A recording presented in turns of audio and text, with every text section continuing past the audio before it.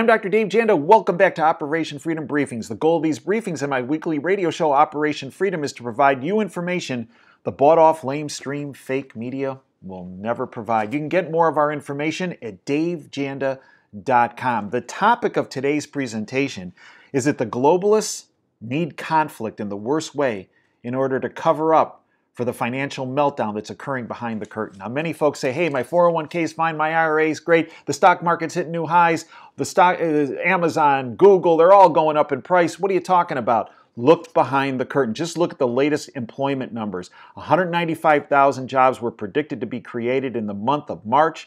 The number came in at 103,000. Tip of the iceberg. When you dissect those numbers, 65,000 jobs were added to that 103,000 figure number. If you look at jobs created, we lost 311,000 full-time jobs in the month of March in the United States. We had over 300,000 more individuals leave the workforce. We now have over 95.3 million Americans that are out of the workforce. That is not the sign of a healthy economy. Add to the fact, the introduction of the petro-yuan, where the reserve currency of the United States has now been, if you will, been challenged by China and the Chinese yuan. So now, to buy oil, you no longer just need dollars. You can actually purchase oil in Chinese currency, yuan, and then flip it into gold. It's a huge, huge development. Yet, the bought-off, lamestream, fake media isn't discussing it. Add to the fact that the bullion banks, such as JP Morgan Chase, are accumulating huge amounts of gold and silver, and that's in protection for a financial reset. Now, what the globalists have to do is they have to create conflict in order to cover for the financial reset so that you point the finger at the conflict, whether it's war with Russia or China or war in the Middle East with Syria, as opposed to pointing the finger at the banksters and their financial system that caused this financial turmoil that will adversely affect every person, not just in our country, but around the world. They need a conflict, and they're getting it. And their standard business model is to institute a false flag. Definition. The contemporary term false flag describes covert operations that are designed to deceive in such a way that activities appear as though they are being carried out by individuals, entities, groups, or nations other than those who actually planned and executed them. All right. What are some recent examples? Look at the poisoning of the Russian, then British agent Skirkle and his daughter. Initially, Theresa May came out, this is all from Russia. Well, wait a minute. Their weapons lab in Britain, Porton Down, came out, they're experts, and said, we can't trace this to Russia. And in fact, it could well be that he was actually poisoned by the Brits and the intelligence agencies in Britain. Why? A couple things. What better way to start a conflict with Russia than to take a former Russian agent who became a British agent, kill him, and then blame Russia? And if you listen to our interview with Harley Schlanger from Operation Freedom, our last week's Sunday show, go to davejanda.com, Harley dissected this Skirkle guy and this agent, and the fact that he had been working with Christopher Steele, the guy who developed the fake Russian dossier on Trump. Kill two birds with one stone. Take this guy out, blame Russia, when in fact it was your guys who caused the event, and you take out a witness that could testify that this fake Russian dossier was in fact fake and had nothing to do with reality. So what happened? Theresa May said, we're going to throw dignitaries from Russia out of our country. Trump did the same, but what the media didn't report, as Harley spoke about in our interview, Trump said, but Russia, you can bring back dignitaries as long as not the same ones we threw out.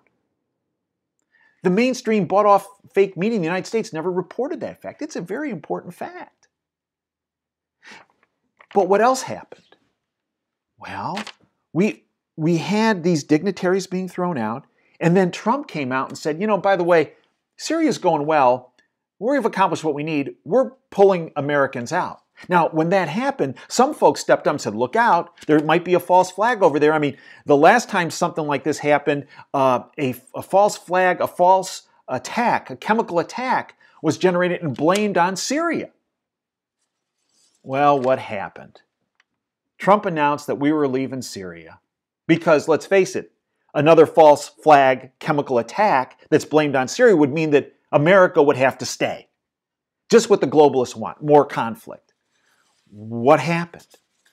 Well, there was this attack on Sunday or Saturday, April 7th. And immediately, Assad, and he's a bad guy, don't get me wrong. I'm not trying to cover up for this guy. This guy's a bad actor, but he's not stupid. Why in the world would Assad institute a chemical attack, which would mean Americans would now have to stay in his country? He's not dumb. He might be vicious, he might be ruthless, he might be a tyrant, but he's not dumb. So, what happens? Well, Trump comes out and said, this is bad. Yeah, it is bad. Let's find out who did it. But then, that night, what happens? Israel launches an attack on Syria. Again, just what the globalists ordered. A globalist attack to create conflict, to hopefully engage Russia and create a world war scenario to cover for their financial reset. So that you're not pointing the finger at them. You're too busy, justifiably worried about this conflict, this war that's simmering, developing in the Middle East. Enter Alki Sellstrom. Who's that? The former UN director of UN weapons inspectors in Syria. Came out and said he's skeptical the Syrian government was behind the chemical weapons attack in Douma because Bashar al-Assad did not stand to gain in any way. Dozens of people were killed in the rebel-held town on Saturday, April 7th, prompting President Trump to tweet there would be a big price to pay. Okay. As long as it's proven, right? On Sunday night, 2 Israeli F-15 fighters targeted Syria's T-4 airbase in Syria. However, according to chemical weapons expert Alki Sellstrom, who investigated the use of chemical weapons in both Iraq and Syria, it's unlikely that Bashar al-Assad and the Syrian army were responsible for the attack in eastern Ghouta. In fact, he said, they do not need it. Their tactics are already successful, said Sellstrom, adding that there could be numerous other explanations for the attack. Yeah, how about this? The globalists need conflict. They institute false flags. They've done it time and time again. Those false flags lead to conflict, which leads to the globalists getting more power, more control, and more money, and more protection. They are hysterical that the financial system is breaking down behind the curtain, and they want to make sure that you don't blame the banksters, the Rothschild Rockefeller axis for this, that you blame a conflict, Assad, Russia, you name it. Folks, heads up, big heads up. Protect yourself financially. Try to keep in track of what's happening geopolitically around the current. Don't buy into the fake narrative being produced and being shoved down your throat by the bought-off lamestream fake media. Alternative sources are the key for your information. Until next time, this is Dave Janda signing off. Dream big and dare to fail.